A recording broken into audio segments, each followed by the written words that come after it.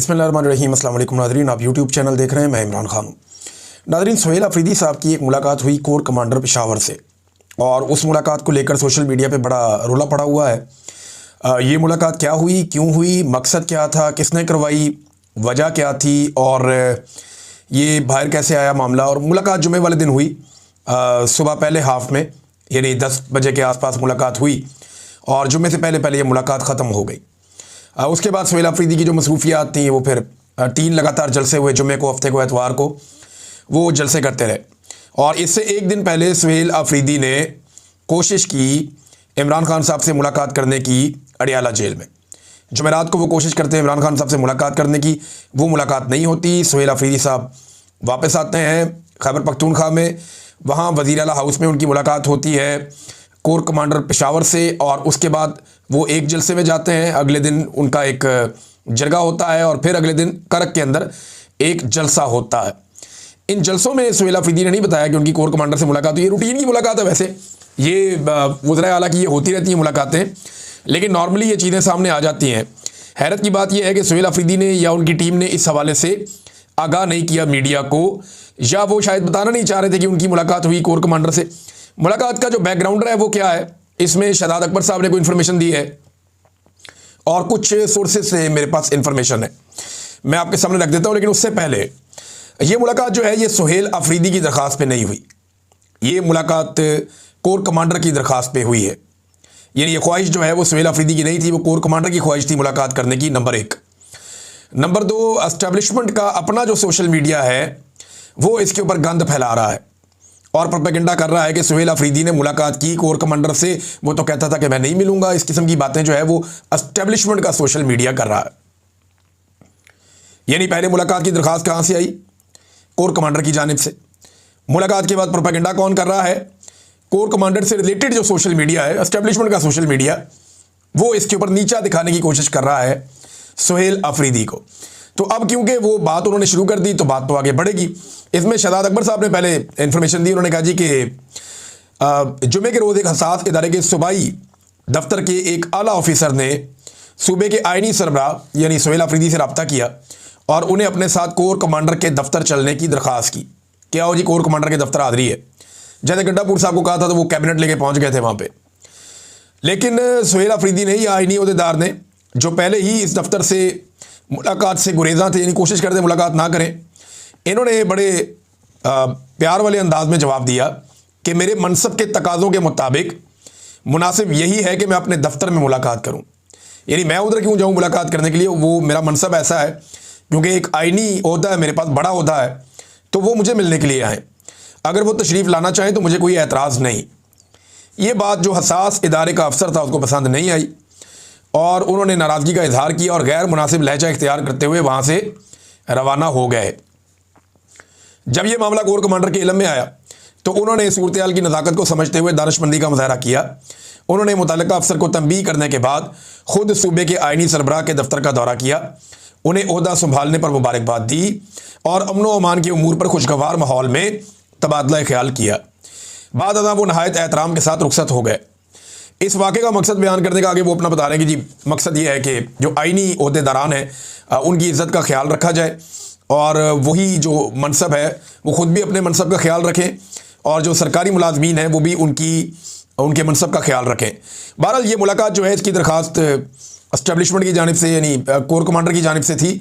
सुहेल अफरीदी ने जाने से इनकार किया कि जी मैं तो नहीं आ रहा, लेकिन मेरा दफ्तर हाजिर है यहाँ पे, अगर वो आकर मिलना चाहें तो बड़ी अच्छी बात है, वो आकर मिल लें, क्योंकि मेरा मनसब बड़ा है, और वो अगर आके कोई ब्रीफिंग देना चाहते हैं तो यहाँ पे आ जाएं, या मुलाकात करना चाहते हैं।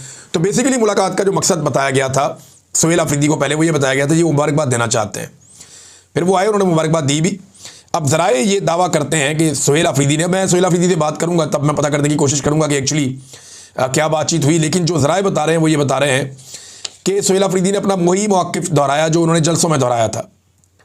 ख़ास तौर पे ऑपरेशन को लेकर, मिलिट्री ऑपरेशन को, ड्रोन हमलों को, इन चीज़ों को लेकर उनका वही मौक़िफ़ था जो इमरान खान साहब का मौक़िफ़ है। और उन्होंने ये बात भी बताई कि जनाब इमरान खान साहब से तो मुलाकात नहीं हो रही, चीज़ें पेंडिंग है।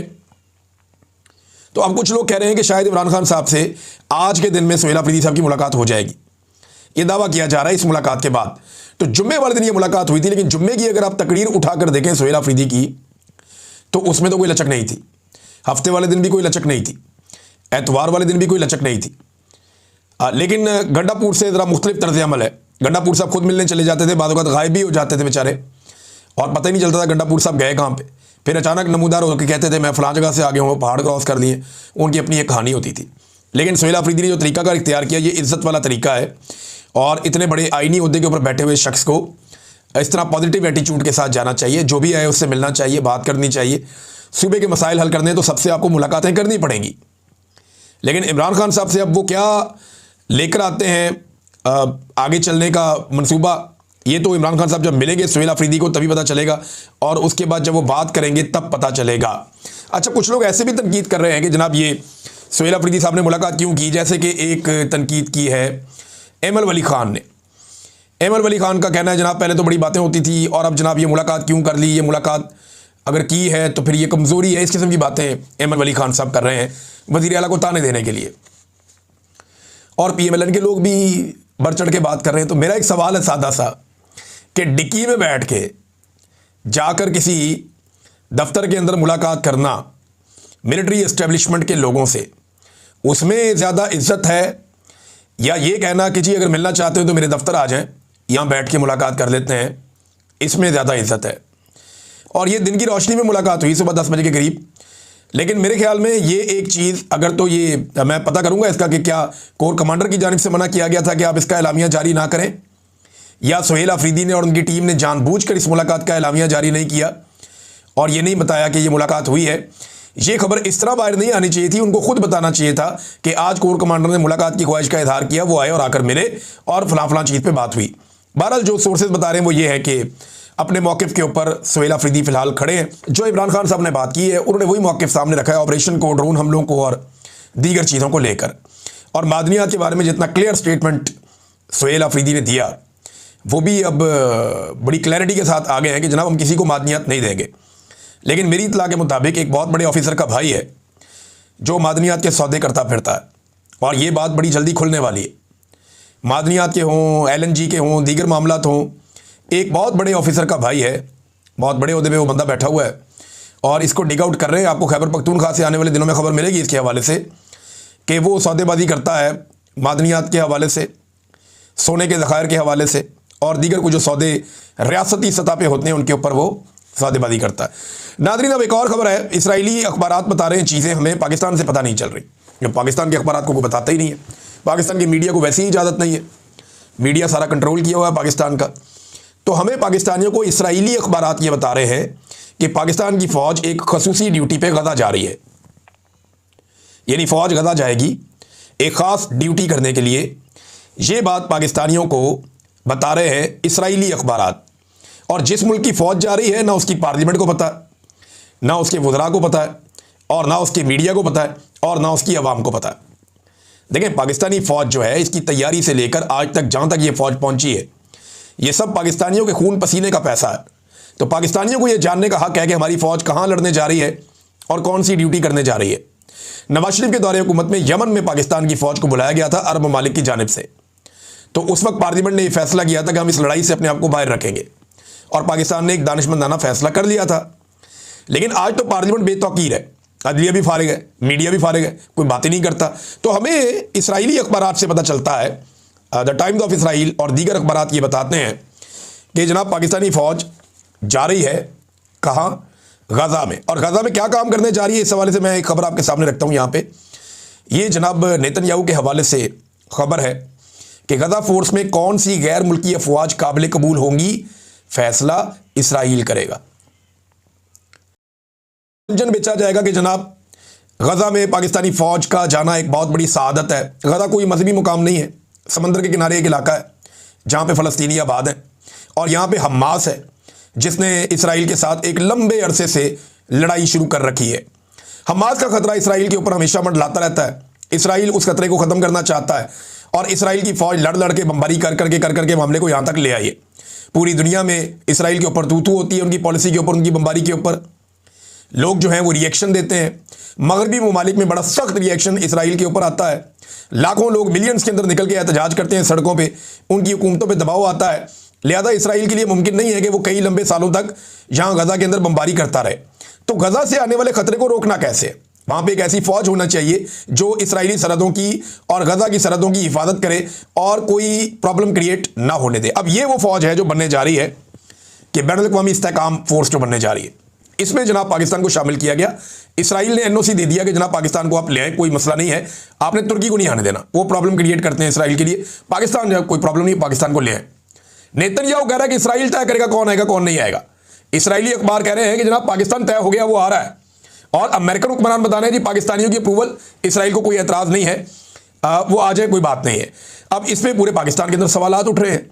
जो सवालात पाकिस्तान में उठ रहे हैं, तमाम लोगों ने लगभग एक ही तरह के सवाल किए हैं, एक ही तरह के। सेनेटर मुश्ताक अहमद साहब ने भी इससे मिलते जुलते ही सवाल किए हैं, और यही सवाल हैं जो सबके ज़हनों में है। मैं आपको पढ़ के सुना देता हूँ।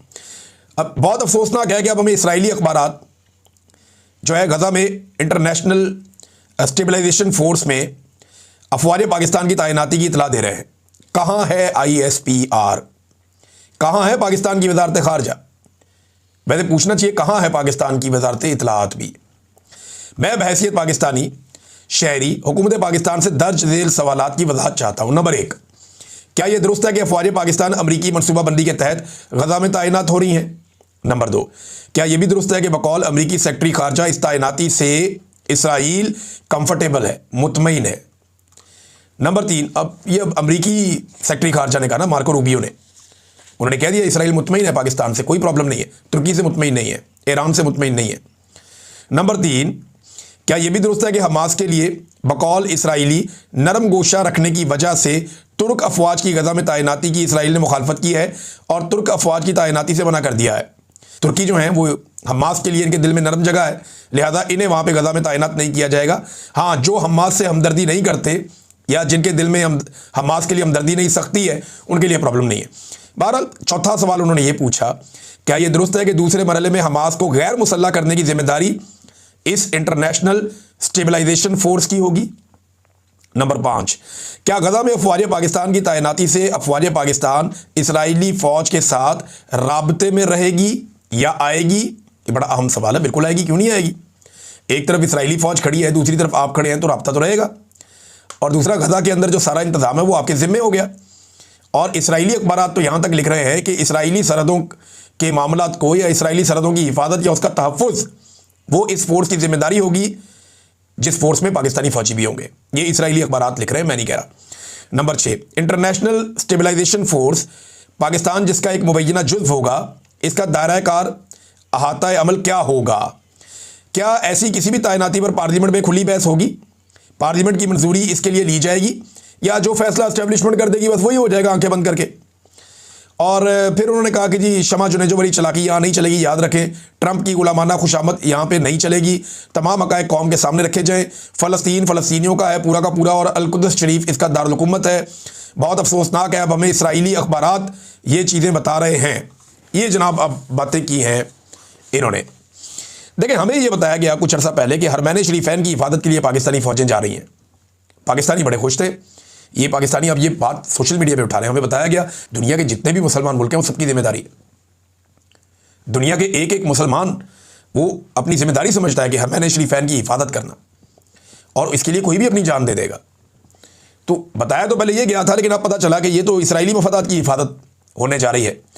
अच्छा, कुछ लोग इसको इस तरह जामा पहना रहे हैं कि इससे फ़लस्तीनी सिक्योर हो जाएंगे। कैसे हो जाएंगे? देखिए, आपको ज़रा टेक्निकली इसको समझें थोड़ा सा। पाकिस्तान का हमेशा से ये मौक़िफ़ रहा है कि इसराइल ने जिन इलाकों पे कब्ज़ा किया वो काबिज़ है, और ये इलाके फ़लस्तीनियों के हैं। फ़लस्तीनी अपना कब्ज़ा छुड़ाने के लिए लड़ाई करते हैं। इसराइल अब उस लड़ाई से तंग आ गया क्योंकि उसने फ़लस्तीनियों को बहुत थोड़े इलाके में महदूद कर दिया है। अब वो ये चाहता है कि ये इन इलाकों के अंदर ही महदूद होकर ज़िंदगी गुजारें, अपने दूसरे इलाकों के बारे में भूल जाएं। ये काम करने के लिए उसे बहुत फ़ौजी ताकत इस्तेमाल करनी पड़ती है। वो जो फ़ौजी ताकत इसराइल इस्तेमाल करता है उसके वजह से पूरी दुनिया में उसकी बदनामी होती है। तो अब एक इंटरनेशनल स्टेबलाइजेशन फोर्स जिसमें मुसलमान ममालिक के फ़ौजी हैं वो जाएगी और वो ये काम करेगी कि जी जहाँ पे फ़लस्तीनी है वो वहाँ पे रहे, और जहाँ पे इसराइली है वो वहाँ पे रहे, और इसराइलियों को प्रॉब्लम ना हो और फ़लस्तीनियों को प्रॉब्लम ना हो। भाई, इसराइलियों ने वहाँ पे फ़लस्तीनियों को क्यों मारना है? वो सिर्फ ये चाहते हैं कि उनके खिलाफ कोई मुज़ाहमत ना हो। तो जब ये फोर्स वहाँ पे मौजूद होगी तो इसराइल के खिलाफ मुज़ाहमत ख़त्म हो जाएगी। ये इस बात की गारंटी है ये फोर्स, जो मुझे समझ आ रही है। सादी सादी बात ये है। तो पाकिस्तान की नज़र में जो पाकिस्तान की पहले पॉलिसी थी, इसराइल एक काबिज था, लेकिन अब जो है वो कब्ज़ा करने वालों और जो मकबूजा रहने वाले लोग हैं उनके बीच में जो एक फ़ौज बनने जा रही है, उसका पाकिस्तान हिस्सा भी बनेगा। ये है नाज़रीन सूरत-ए-हाल। अख्तर मेंगल साहब ने भी इस पर आवाज़ उठाई, लेकिन पाकिस्तान तहरीक इंसाफ को, फजलुर रहमान साहब को, जमात इस्लामी को और दीगर जो अपोजिशन जमातें हैं उन सबको इस पर सवालात सामने रखने चाहिए। वकला को भी सवालात सामने रखने चाहिए। उलमा इकराम को अगर लगे कि इसके अंदर कोई ऐसी चीज़ है जो पूछी जानी चाहिए तो उलमा इकराम को भी सवालात उठाने चाहिए। सवाल उठाने में कोई हर्ज नहीं है। मीडिया का तो पाकिस्तान में वैसे ही बेड़ा गर्क करके रख दिया। इस पर एक फाइनेंशियल टाइम्स की एक रिपोर्ट छपी हुई है। उस रिपोर्ट का एक हिस्सा मेरे पास है, मैं आपको पढ़ के सुनाता हूँ कि रिपोर्ट कहती क्या है। ये देखें जी, ये रिपोर्ट है। ये रिपोर्ट कहती है कि आसिम मुनीर ने यकीनन अपने इख्तियार को मजबूत करने में बेरहमी का मुजाहरा किया। ये अमरीकी फाइनेंशियल टाइम है। अदालतें कई सालों के मुकाबले में ज़्यादा ताबे नज़र आती हैं। यानी माजी में अदालतें इतनी कब्जे में नहीं थी, कंट्रोल में नहीं थी जितनी अब कंट्रोल में है। टीवी एंकर्स और कॉलम निगारों का कहना है कि वो सख्त सेंसरशिप का सामना कर रहे हैं और मरकज़ी हिज़्ब इख्तिलाफ यानी पाकिस्तान तहरीक इंसाफ के ज़्यादातर रहनुमा या तो जेल में हैं या छुपे हुए हैं। इसी दौरान फ़ौज का कारोबार के मैदान में असर रसूख मुसलसल बढ़ता जा रहा है, जैसे कि SIFC हो गया या दीगर चीज़ें हो गई, मादनियात हो गई, ज़राअत हो गई। बहुत सारे शोबों में जो फ़ौज से मुंसलिक इदारे हैं वो बहुत तेज़ी से आगे बढ़ रहे हैं। ये भी उन्होंने लिखा। तज्ज़ियाकारों का कहना है कि आसिम मुनीर ने इतनी ज़्यादा ताकत अपने हाथ में जमा कर ली है जितनी उन फ़ौजी हुक्मरानों के पास भी नहीं थी जिन्होंने बाज़ाब्ता तौर पर पाकिस्तान में मार्शल लॉ का निफाज किया था। इसके अलावा आसिम मुनीर ने अपने लिए मुमकिना तौर पर एक दिहाई की हुक्मरानी की बुनियाद रख दी है कि 10 साल तक वो यहाँ पे हुक्मरानी करते रहेंगे पाकिस्तान में, क्योंकि महर तस्दीक के तौर पे काम करने वाली पार्लियामेंट ने उसकी मुद्दत मुलाजमत को 3 से बढ़ाकर 5 साल कर दिया है, जिसे बाद में दोबारा तौसी भी दी जा सकेगी। यानी एक मरतबा फिर उनको जो है एक्सटेंशन दी जा सकेगी अगर 5 साल मुकम्मल करते हैं उसके बाद फिर। तो 10 साल की जो हुकूमत है उसकी बुनियाद रखी है आसिम मुनीर साहब ने अपने लिए। वैसे मैं एक चीज़ आपके सामने रखता हूँ, तारीख अपने आप को ना दोहराती है। एग्जैक्टली जो काम मुशर्रफ के लिए काफिली करती थी ना, वही सेम काम इस वक्त आसिम मुनीर साहब के लिए पीपल्स पार्टी और PMLN कर रही है। उस दौर में भी सारा इक़्तिदार परवेज़ मुशर्रफ साहब के पास था और जो पॉलिटिकल पार्टी जिनको वो इक़्तिदार में लाए थे, यानी पीपल्स पार्टी पार्लियामेंटेरियन करके एक जमात थी, वो आफ्ताब शेरपाव वगैरह उसके अंदर थे और राव सिकंदर इकबाल वगैरह थे उसके अंदर। वो जो पॉलिटिकल पार्टी थी ना, मेरे ख्याल में उसमें वो भी थे, यहाँ झंग से एक पाकिस्तान पीपल्स पार्टी के एक रहनुमा होते थे, फैसल सालेह हयात वगैरह, ये सारे उसके अंदर थे। वो जो पॉलिटिकल पार्टी थी पीपल्स पार्टी और काफ लीग, उन्होंने जितनी खिदमत सर अंजाम दी परवेज़ मुशर्रफ के लिए, बिल्कुल वही वाला रोल आजकल जरदारी और नवाज शरीफ साहब की PMLN और पीपल्स पार्टी मौजूदा आर्मी चीफ के लिए अंजाम दे रहे हैं। कोई ज़्यादा फ़र्क नहीं है। हाँ, ये फ़र्क है कि मुशर्रफ ने वो कुछ नहीं किया पाकिस्तान में जो अब हो रहा है। जितना जुल्म अब हो रहा है पाकिस्तान में, मुशर्रफ के दौर में भी नहीं हुआ था। उसके दौर में मीडिया फिर भी कुछ आज़ाद था, अब बिल्कुल नहीं है। पॉलिटिकल लोगों की थोड़ी बहुत हैसियत थी, अब बिल्कुल नहीं है। और अदालतें कहीं ना कहीं अपना काम करने की कोशिश करती थी। अब तो अदालतों के भी ऐसा लगता है कि टुथलेस कर दिया गया है, अदालतें कोई काम ही नहीं कर सकती, बिल्कुल उनके पास इख्तियारात ही नहीं है। फिर बात करेंगे इसके ऊपर डिटेल में। अब तक के लिए इतनी, अपना ख्याल रखिएगा।